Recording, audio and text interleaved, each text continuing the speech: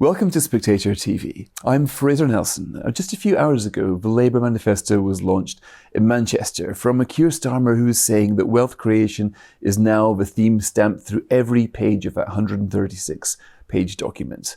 Angela Rayner was up here telling us the Conservatives have proved you can't tax your way to growth. The whole party stood before us as people who've learned the lessons of what they say was a spendthrift, profligate Conservative government ready to bring moderation and stability back to Britain. So how's it going down? Well, joining me now is somebody who's not exactly a Labour supporter, but nonetheless somebody who's opposed most Conservative leaders since Ian Duncan Smith. And that's Peter Hitchens for the Mail on Sunday. Peter, thanks for joining me. Now, you seem, normally you're leading the charge of despair against the Conservatives, but you seem to be more worried about Keir Starmer's Labour Party than almost Jeremy Corbyn's. If you want to have a quick chorus, if you hate the Tory party, clap your hands. I'll cheerfully lead it or join in. I still loathe the Tory party. But there are moments when you want to have it destroyed and thrown in the bin and carted away, and moments when actually it might be sensible to hang on. This is one of those moments. The Starmer Labour Party is very similar in character to the Blair Labour Party of 1997. You can tell just by looking at it that it has an enormous amount of menacing things in its mind to do. Such as? You don't know what they are. Because, well, look, think three things that the Blair government did within pretty much weeks of coming to office. Bank of England independence, the colossal raid on the pension funds, and the appointment of Alistair Campbell and Jonathan Powell to give orders to civil servants in breach of the Constitution. Were they really calamities? Every major G7 economy in the world has got Bank of England, so central bank independence, a personnel special advisor, number 10. You're really saying the Blair government was the first Blair government? The appointment of Alistair Campbell to give orders to civil servants without responsibility to Parliament was a political revolution. And it's done immense and lasting damage to the neutrality of the civil service. Bank of England independence takes away government control from one of the most key decisions any government can take on interest rates. It's absurd. And the raid on pension funds, I think anybody who was remotely affected by it must recognise it was basically disastrous for the pension system, and also straightforward political robbery of people who'd saved all their lives to look after themselves in retirement. I'm not going to make a defence. All indefensible. The thing was that indefensible as they were also not announced. They just did them. And I see absolutely no reason to believe why a Starmer government won't do things of that nature as well. I wrote this morning about their constitutional plans, which nobody's interested in at all, but which are enormous and all-embracing. Right. So, but you make, first of all, there's not a government in history that hasn't done more than it says in the manifesto. The manifesto is a basic. The idea of a manifesto is that if you put something in the manifesto, it will not be voted down by the House of Lords because of our conventions. The Tories in 2019 had a manifesto pledge not to increase national insurance. Rishi Sunak went on to do exactly that.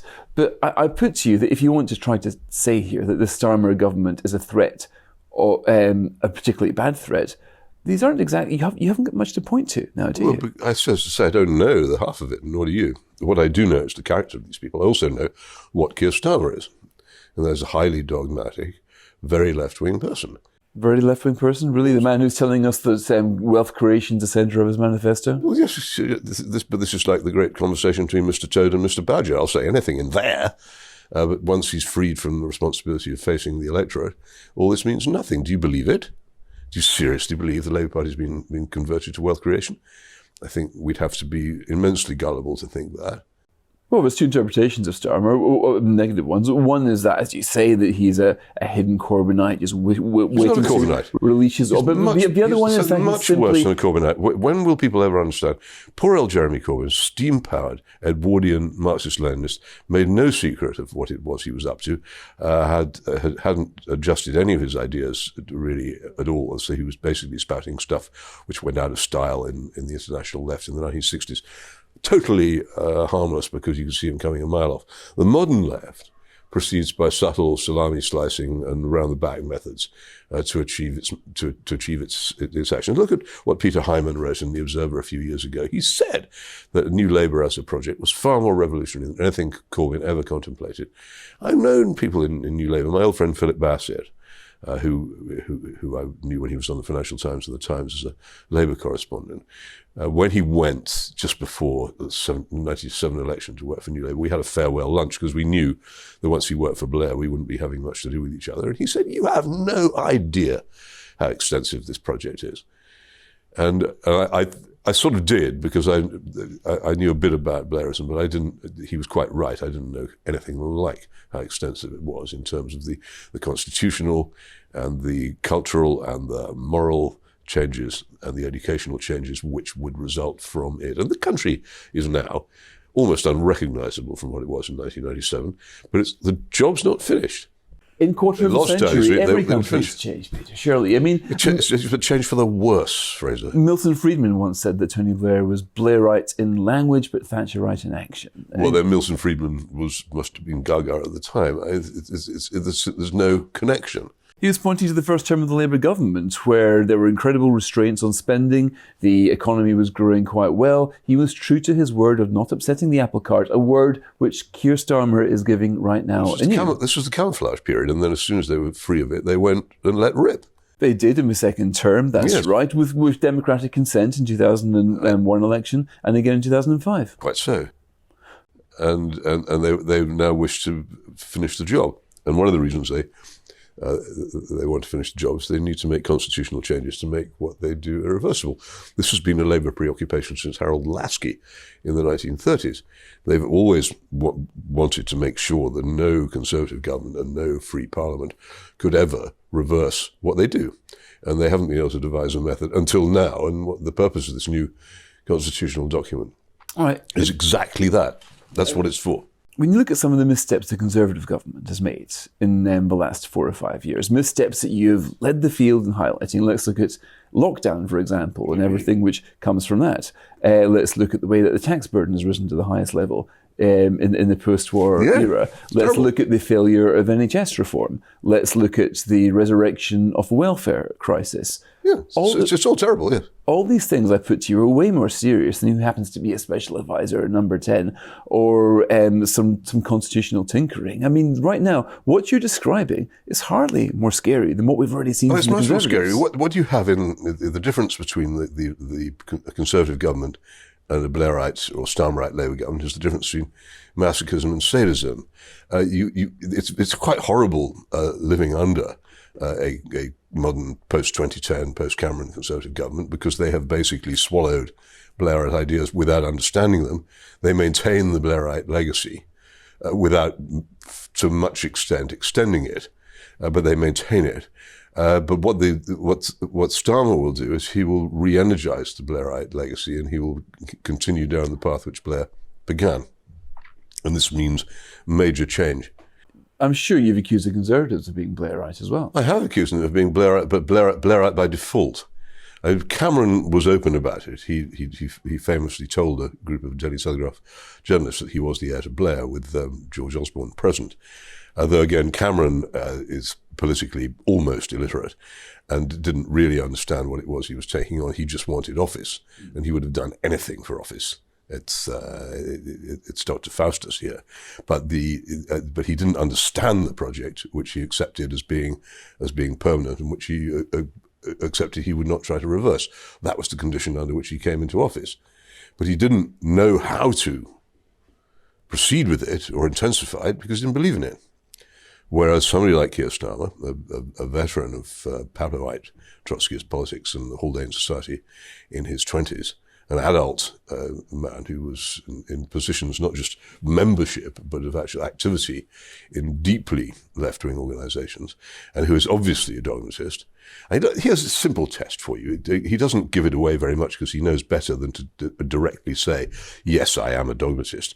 But when he was asked the other night, if a beloved member of your family was seriously ill, would you go private? To get advance them up the waiting list, and he said no. And people said, "Oh, he couldn't possibly mean it." I promise you that he meant it. Right. He is a deeply dogmatic person. But for this, you point to allegiances he held in his youth. Now, I know somebody else who was a Trotskyite in his youth, and that's you. Yes, I know, and you know it because I tell you about it. I put to you that one can be forgiven for various phases you go through in your years. I'm not asking to be forgiven. Well, in fact, I will tell anybody who asks me that I get immense advantage to this day from a Marxist-Leninist training. It helps me to understand politics much faster and more clearly than most people will ever do.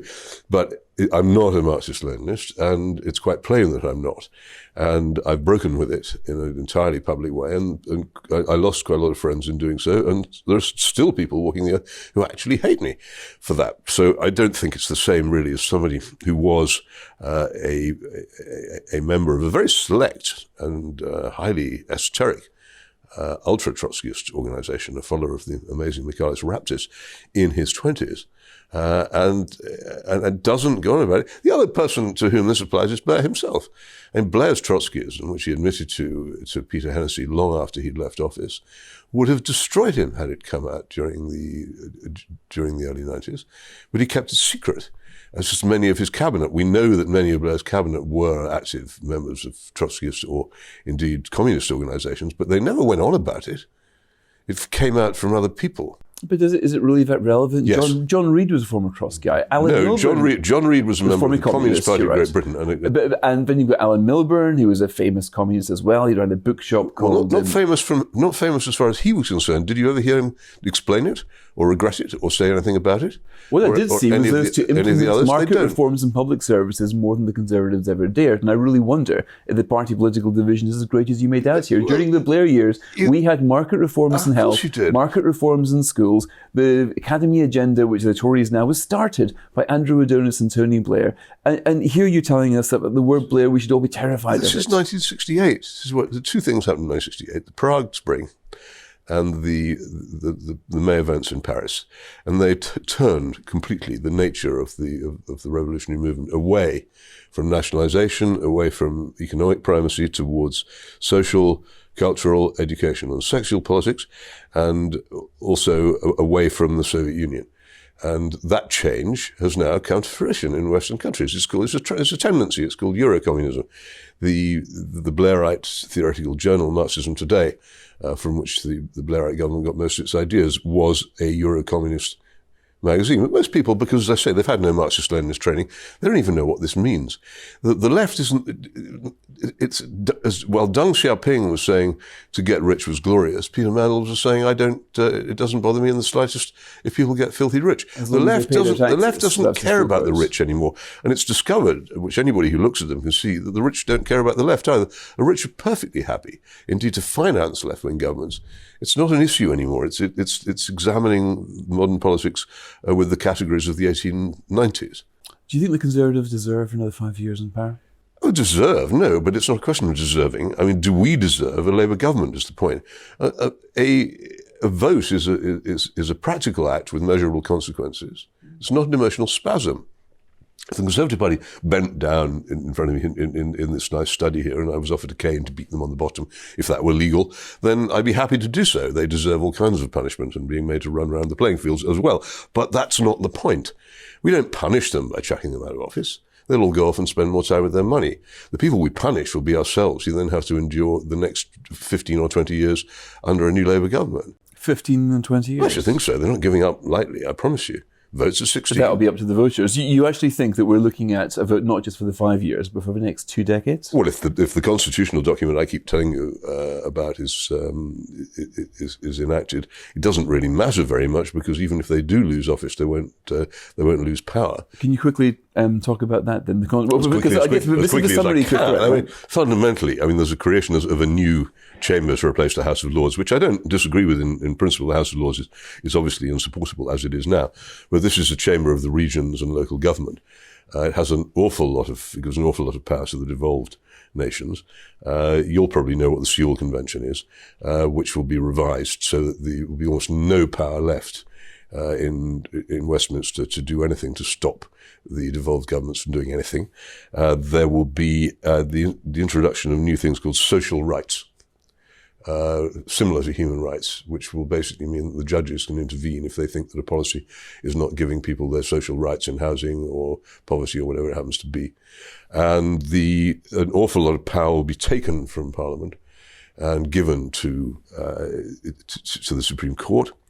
which will adjudicate on these things, and also again to the big left local governments and to various other bodies. It's quite complicated and clever. It's not an unsubtle thing, but it's very much a subtraction of power from what was formerly a sovereign parliament to other bodies, which another sovereign parliament with a different majority coming in will struggle to reverse. So it's dismantling of the democratic apparatus. It's dismantling the particular feature of English or British democratic practice, that is to say, the absolute sovereignty of Parliament. In terms of, in the same way that the Human Rights Act did that? Yeah, but much more so, much more profoundly. Okay, which Conservatives had 14 years in power to do something about, but they didn't. Well, again, you're asking me to defend the Conservatives. I have no interest in. Well, because there's a choice at this election, isn't it? It's either the Conservatives or Labour, and no, I think people have to grasp that that you will not get what you vote for. Anybody who's been living consciously in this country for the past 30 or 40 years will almost never have got anything they vote for. The way to use a vote is to vote against what you don't want rather than trying to vote for what you do want. I'm very much in favour of voting against. I say vote against Labour. Wherever you live, if there's any chance of your vote making it less likely that Labour will win, do so, because otherwise you'll spend many, many years regretting it. Right, and the Conservatives will be less bad than Labour because they won't do the constitutional reform. Because they're flaccid. It's King Log and King Stalk. They're flaccid. They have no real ideas of their own. They simply maintain Blairite ideas without knowing what they're for. They don't extend them very much. They're not energetic and active, and nor do they have any dogma of their own. So they're not driven by it. But they're bad, but you must accept there's the difference between the bad and the worse, and that one generally prefers the bad to the worse. Given the choice, I do. There have been a great many people who've been as frustrated with you with the Conservative Party who believe that this election is as good as lost, that Keir Starmer is going to win a big majority no matter what. But what can happen here is the destruction of the Conservative Party as is. You can uproot it. Nigel Farage has been saying that this might be the election which is the end of the road for the Conservatives and the beginning of the renewal.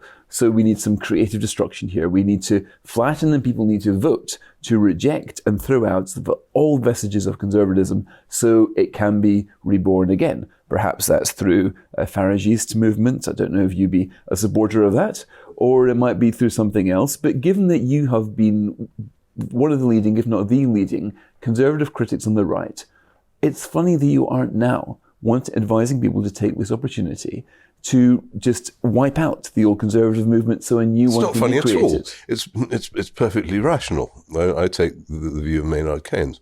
When the facts change, I change my mind. What do you do, sir? The facts in 2010, when I again lost friends and indeed lost weight, I was so frustrated by the struggle, by urging people that what they absolutely must not do was to support the Cameron putsch in the Tory party, and they should not vote Tory in 2010. The crucial, as far as I'm concerned, moment in our modern history. You would have kept Gordon Brown? Oh, completely, yes. And Gordon Brown by then was played out, exhausted, and actually in several important ways to the right of David Cameron. That was no great loss, swapping David Cameron for Gordon Brown. And in the intervening period, while Gordon Brown sat glowering in Downing Street, unable to do much, then we could have reconstructed, possibly could, not would, not necessarily definitely, could have reconstructed some sort of patriotic, socially, morally and educationally conservative party. We might have failed already by 2010. After 13 years of vigorous Blairism, much of what remained of conservative Britain in education, in the academy, in the newspapers, in broadcasting, in life in general, had already been destroyed. The resources for rebuilding were thin. But we had a great deal more than the rather pathetic Thatcherite tribute bands, which are now claiming that they'll be able to replace the Conservative We now Party. have got Nigel Farage and the Reform UK. What's the problem with them? Well, I mean, there's one thing that's wrong with Nigel Farage, and other people can think of others. For me, it leads on to all kinds of other conclusions, is that he has spoken out in favour of the decriminalisation of marijuana. Whatever Nigel Farage is, he's not a Conservative. Well, this is a man who wants to have net zero immigration. He wants to have fundamentally different NHS model. He is, when you heard him at the debates a few days ago, he sounded like he was running for the leadership of the Conservative Party. Now, you dismiss everything he's got to say because he once was semi-liberal on marijuana. Well, I don't think that Nigel Farage is what we would call a deep thinker. I don't think that he has any serious thoughts on much. I think he's an immensely cunning man, and I think he's quite a lucky man. But I don't think that he has any particular interest in the things which really concern me about the social, cultural, and moral decay of this country. All right, but if there were Hitchensites out there, and I'm sure Well, there are, trying to follow your school of thought here, they might have agreed with every word you've written about the Conservative Party. They might finally see in Nigel Farage and Reform UK a new party of the right, and what they basically offer is conservatism without the Conservatives. Well, they might think that, but they don't understand the British electoral system in that case. I suppose it's conceivable that there will be such a turnover of everything that Farage ends up forming the opposition in Parliament, but much more likely, as I believe you yourself have speculated, would be a very, very large parliamentary Labour Party, the Liberal Democrats as the official opposition, and a ragtag and bobtail of other people scattered around the chamber being ignored. And that's the most likely result. And such a result would definitely mean two terms of Labour beyond doubt. In my view, as I say, if they can get 2 terms, they'll be there forever. So your message in this 2024 election is to vote Conservative? No, I absolutely do not say anyone should vote for anybody. You should vote against the Labour Party, wherever you are. If your vote could prevent the election of a Labour MP, use it. So vote Lib Dem? If that would have that effect, yes. If you live in Bristol Central, vote Green? I suppose so, yeah. Anything to stop Labour. I mean, less enthusiastically, but I just we don't want them in with the majority. And I don't think people should be influenced by the polls. They may be right, they may be wrong. You and I have no way of knowing. Nobody has any way of knowing whether the polls are right. Polls are often wrong. In recent times, polls have been completely wrong about elections in India, Norway, and Australia. In the history of this country, I've witnessed elections where the polls have been completely wrong, the most notable being 1970, where on the night of the election, June the 18th, the Times ran on its front page, 3 polls say Labour in with majority, and a professor at Strathclyde, who was not John Curtis, I think predicting a Labour majority of 75. And the 5 a.m. edition of the Times on June the 19th said Conservatives on course for victory. These things can be wrong.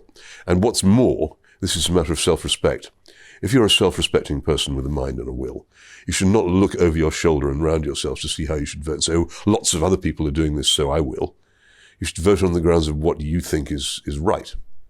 Okay, on that note, Peter, thanks very much for joining us on Spectator TV. It's been a joy.